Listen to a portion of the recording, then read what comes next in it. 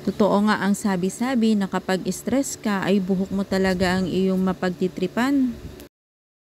Noong nakaraang linggo nga at sa mismong araw ng aking birthday ay may isang pangyayari na hindi namin inaasahan ng aking mga kapatid. Ito na nga yung pinakamasakit na pangyayari para sa aming buong pamilya. Dahil sa mismong birthday ko ay nawala ang aming nanay. Sobrang sakit na mawala ng isang nanay.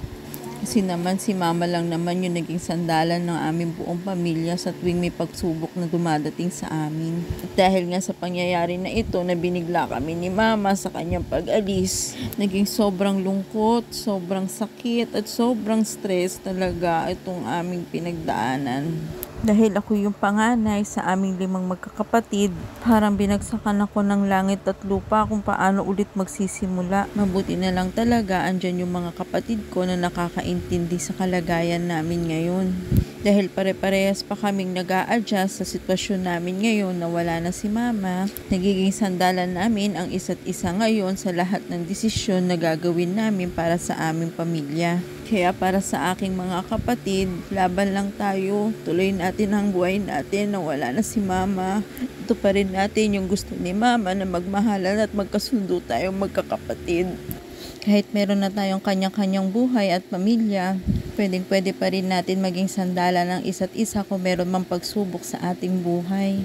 Para naman kay Papa, huwag kang mag-alala Papa, nandito kami magkakapatid para sa iyo. Malalampasan din natin yung mga sakit na nararamdaman natin ngayon. Kahit sobrang sakit at sobrang hirap tanggapin, kailangan nating tanggapin na wala na talaga si mama at hindi na siya babalik sa atin. Pero kahit ganun pa man, alam ko naman sa puso't isip natin na hindi na mawawala sa atin si mama.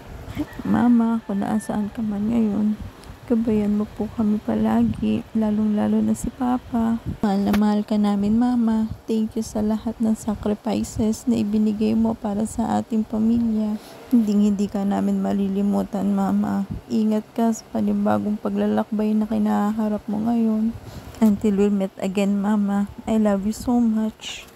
Dahil nga sa sobrang stress na pinagdaanan namin nung nakaraang linggo, 2 days after namin maipakremate si Mama, bigla ko na lang naisip talaga na ipagkupit itong aking buhok.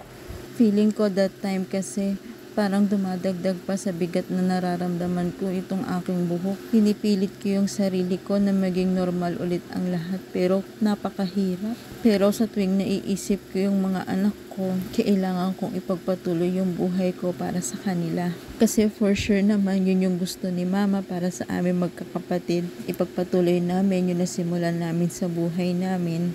Na wala man si mama physically, alam ko namang nandito lang siya sa aming tabi at ginagabayan kami palagi.